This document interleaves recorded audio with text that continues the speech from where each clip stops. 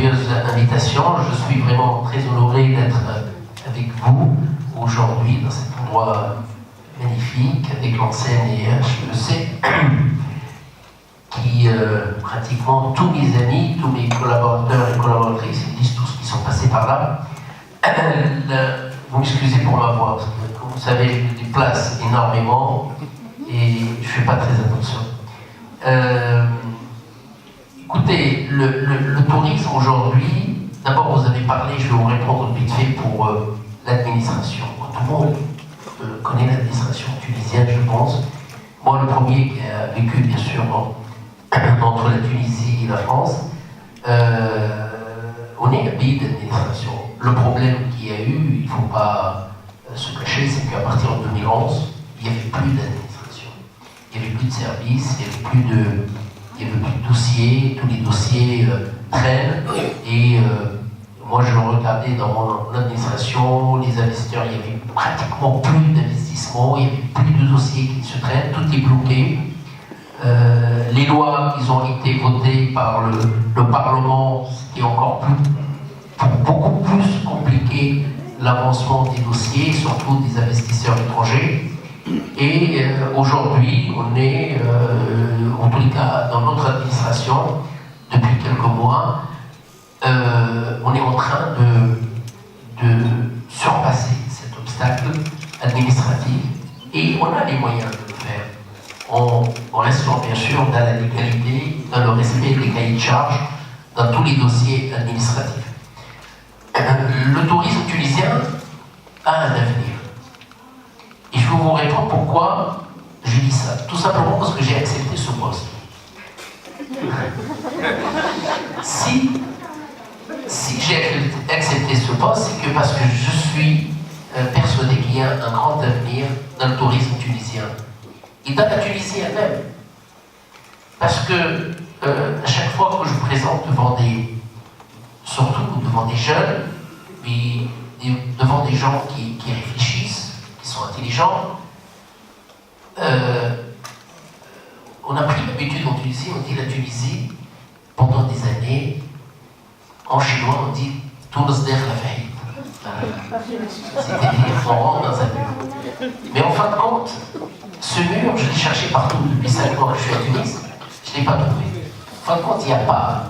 C'est que, on ne rentre pas dans un mur, c'est que certains n'ont pas envie de voir la Tunisie avancer.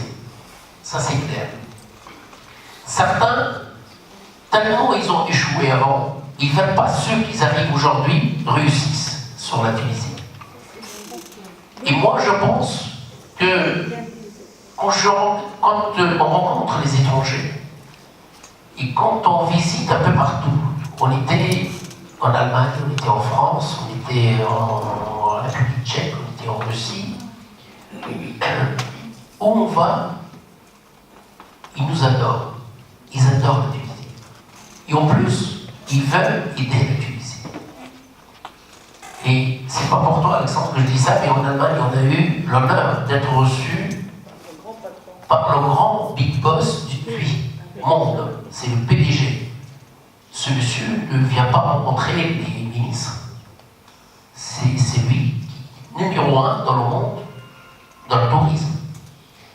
Il a des avions, il a des hôtels, il a des stratégies. Il est venu dans son siège, il nous a rencontrés. Quand on est rentré dans... Il y avait un petit déjeuner exceptionnel à table, il y avait des écrans. Exactement, il y avait des écrans partout dans la salle où c'est marqué avec des images de la Tunisie. Bienvenue, monsieur le ministre du Tourisme et de l'artisanat tunisien. Ça veut dire quoi? Ça veut dire que les gens veulent aider la Tunisie, ils tiennent à cette Tunisie. Bien sûr, la Tunisie, elle est passée par des périodes très difficiles. 2011 jusqu'à aujourd'hui, 2019. Je vais vous raconter quelque chose de très intéressant pour vous. En 2013, moi qui avait 2 sociétés dans le tourisme en France,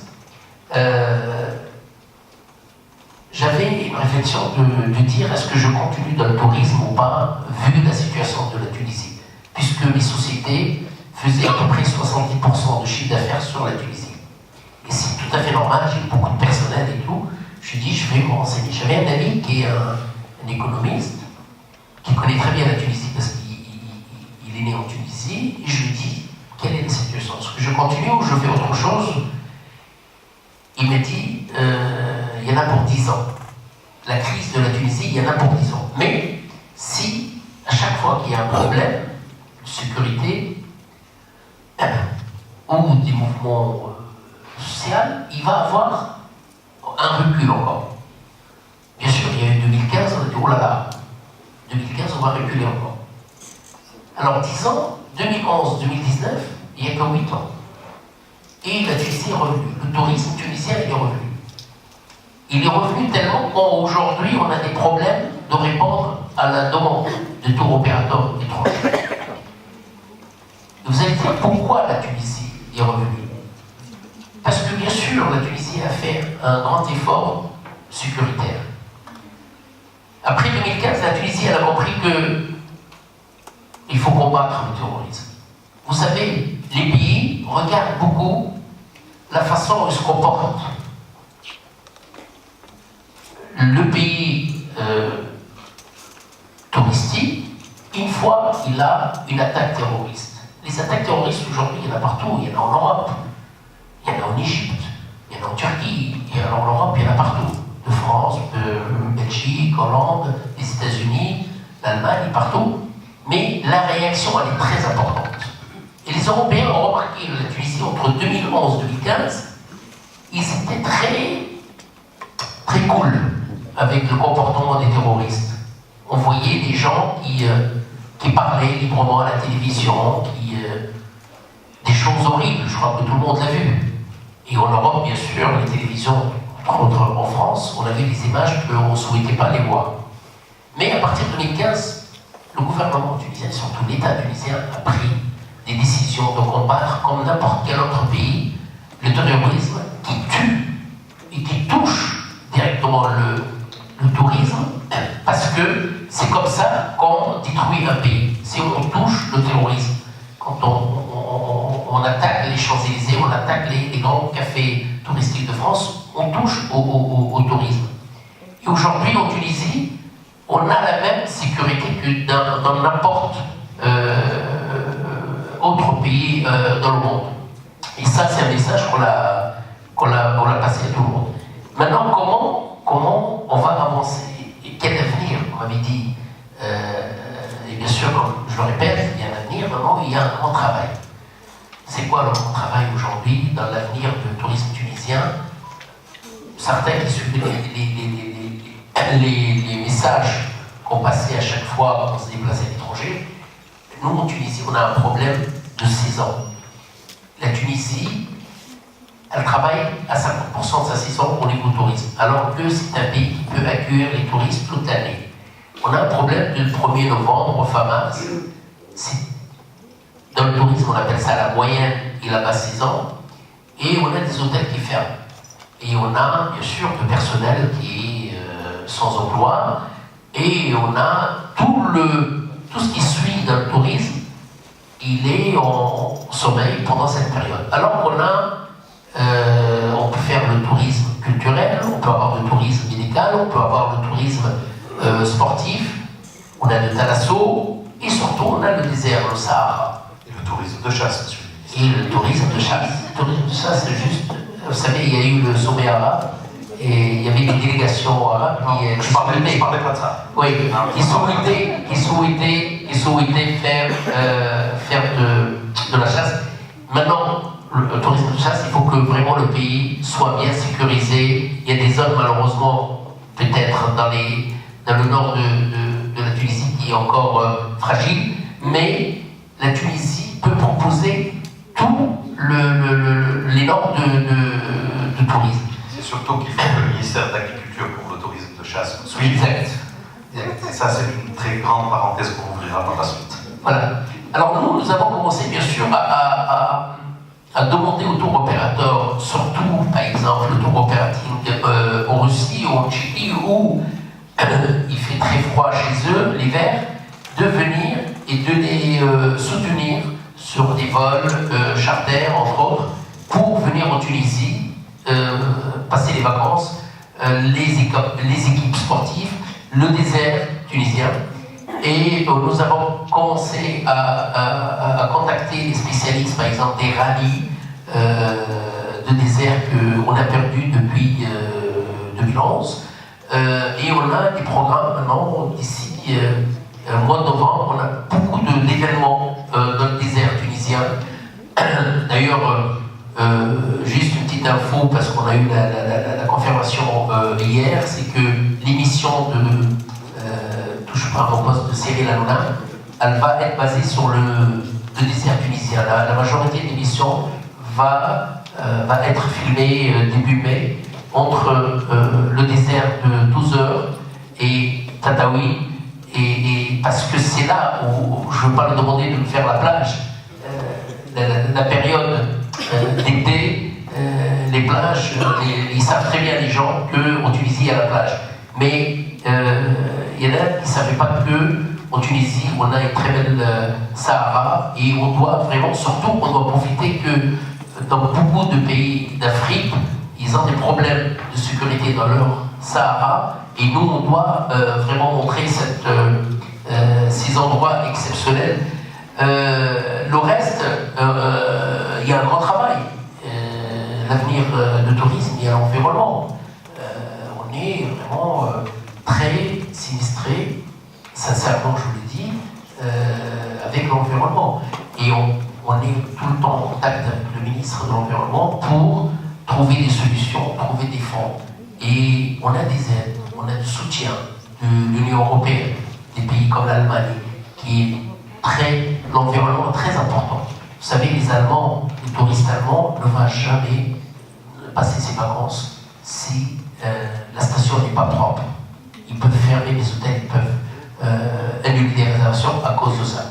Et moi je pense, et je le redis, j'ai déjà dit à d'autres endroits, je pense qu'aujourd'hui l'environnement c'est un problème de culture. En Tunisie, je pense que le Tunisien lui-même, depuis quelques années, on va dire toujours, on va mettre ça toujours sur la période à partir de 2011, a laissé tomber cette histoire de propreté et n'est pas conscient que le pays doit être propre, pas que pour le touriste, pour le Tunisien lui-même. C'est magnifique d'avoir un quartier propre où on habite, où on va à l'école, où on mange. Et malheureusement, c'est pas le cas aujourd'hui. Pour tout vous dire, avant-hier, avec le ministre de la Culture, j'ai demandé s'il y a une possibilité d'intégrer un petit quart d'heure dans les cours avec les enfants, de faire des cours sur l'importance de la propreté et de l'environnement. Maintenant, il y a l'image de la Tunisie qui commence à être bien vue dans le monde entier. Aujourd'hui, partout où on va, les gens sont très intéressés par la Tunisie. Bien sûr, par le retour de la Tunisie dans le domaine du tourisme. Mais on a remarqué qu'il y a de plus en plus des investisseurs qui arrivent en Tunisie. Cet après-midi, on a eu une rencontre avec une vingtaine d'investisseurs américains.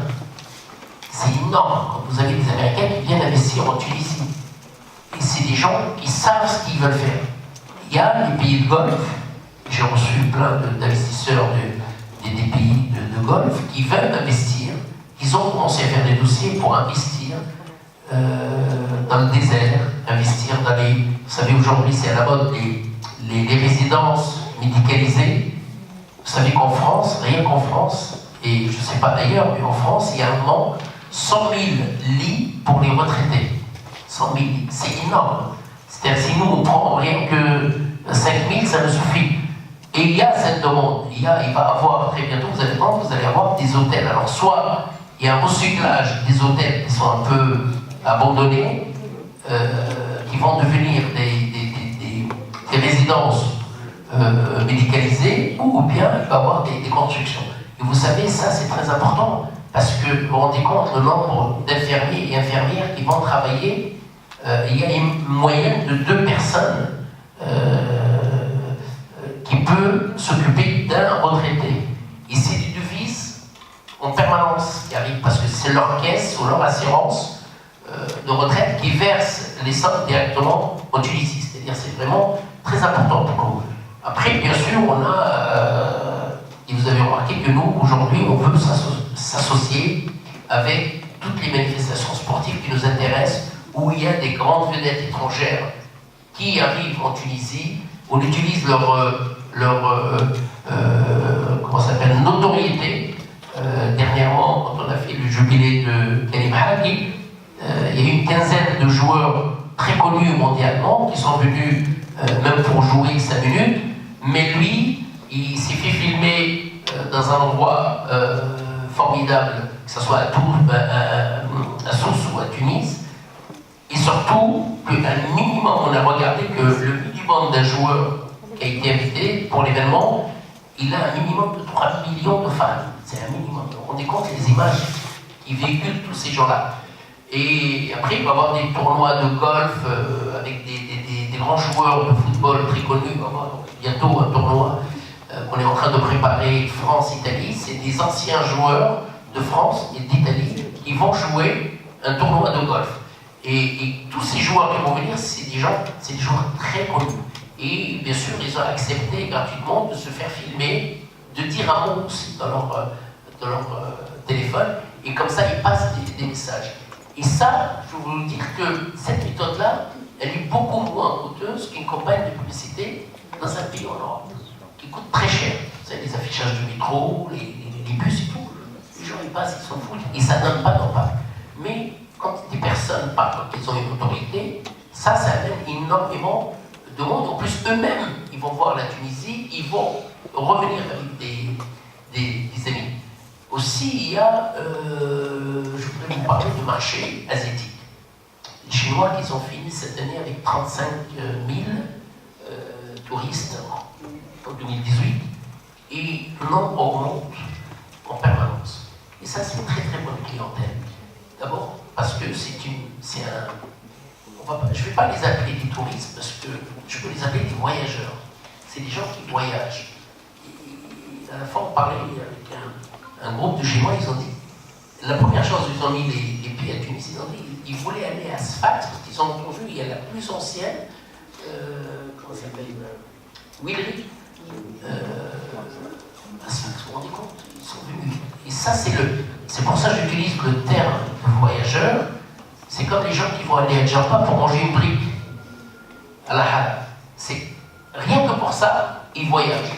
Et je pense que l'avenir, c'est là-dedans. C'est avoir des voyageurs qui voyagent partout. Ils vont aller au Kiev, ils vont aller à Zarouane, ils vont aller à Tabarka, ils vont aller comment ça s'appelle, à Karouan et tout. C'est des gens qui voyagent. Et c'est ça qui nous intéresse. Parce que le client va dire, voilà, on va, bien sûr, on va s'occuper de ce tourisme. Mais il faut qu'aujourd'hui, on travaille sur le secteur des voyageurs. Et c'est énorme. Parce que le pouvoir d'achat de voyageurs, ça n'a rien à voir avec le touriste qui vient passer une semaine à l'hôtel.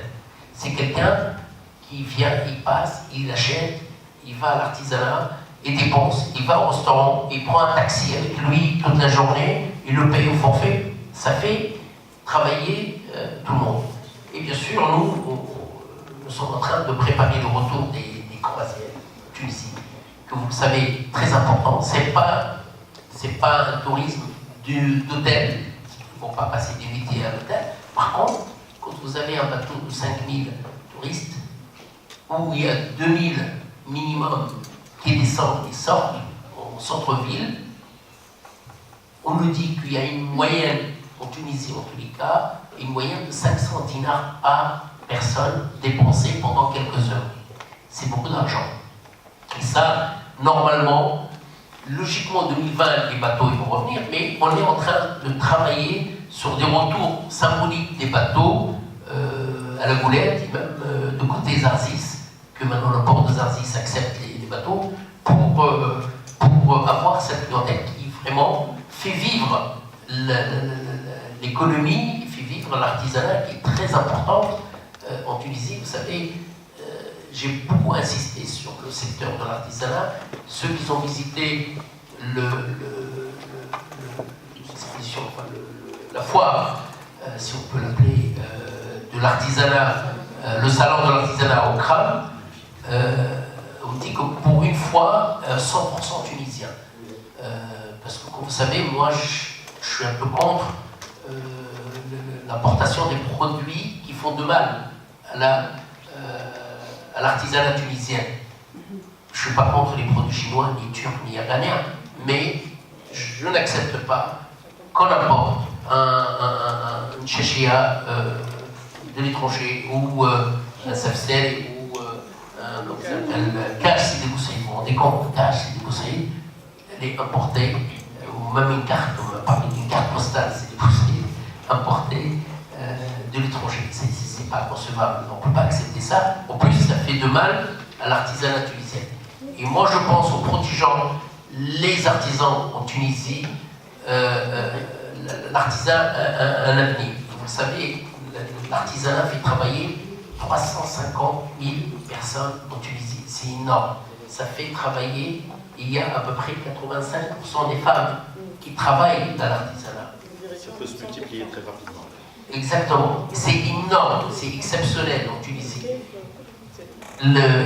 Les Américains, cette année, ils ont augmenté leur exportation dans l'artisanat 10 fois. Ils sont très intéressés. Et nous, aujourd'hui, on est en train de travailler, de trouver des plateformes, voire même avec le groupe Amazon, faire une plateforme en Tunisie, par exemple, où on regroupe toute la production de l'artisanat et voir avec les gens comme Amazon ou ventes privées de vendre l'artisanat comme se fait dans le monde entier d'ailleurs. Et c'est comme ça qu'on va avancer dans l'artisanat parce que vraiment ça fait rentrer énormément de devises et ça fait travailler beaucoup de gens. Surtout, c'est des personnes de la Tunisie intérieure qui ne sont pas dans les centres-villes. C'est des gens vraiment à Kasserine, à Kafsa, à Sidi Bouzid, à Kiev, à Touzor, des femmes et des jeunes qui n'ont pas de boulot. Ils sont des artisans, c'est des artistes qui font un très bon travail. Et ça, c'est très important pour le tourisme. Pourquoi? Parce que l'artisanat, quand on vend de l'artisanat tunisien, indirectement et directement, on parle de tourisme tunisien. C'est comme ça qu'on communique. Toujours par autre chose que le tourisme. Les Turcs, ils communiquent par des films. Ils vous passent des films chez vous, à la maison, et vous allez aimer, et vous allez adorer la Turquie. Et vous allez avoir envie d'aller visiter la Turquie. On a des Chinois qui arrivent de France. On a des Chinois qui viennent d'Allemagne. Dernièrement, les Chinois qui sont venus d'Algérie. Parce qu'il y a un avion qui fait la... C'est-à-dire, si demain on a un Pékin-Tunis, je ne pense pas que le touriste chinois va faire un Pékin-Tunis, et après il va retourner à Pékin. Ce n'est pas le but. Maintenant, pour l'Open Sky, nous sommes pour l'Open Sky, bien sûr. L'Open Sky va aider la Tunisie, mais ce n'est pas la solution. C'est ça qui est important. Ce n'est pas la solution. Moi, je suis vraiment expert dans l'aérien. J'ai commencé ma vie professionnelle dans l'aérien. J'ai affrété beaucoup d'avions. Ça va aider, parce que ça peut amener une autre clientèle. Clientèle qui voyage des aéroports qu'on n'a pas l'habitude de voir. De Beauvais, de Montpellier, de Rennes et tout. Et une clientèle jeune, une clientèle qui reste 3-4 jours, ou une clientèle d'aventure aussi. Aujourd'hui, tout est prêt. En tous les cas, la Tunisie a paraphé les accords. C'est une convention européenne. Il y a un blocage.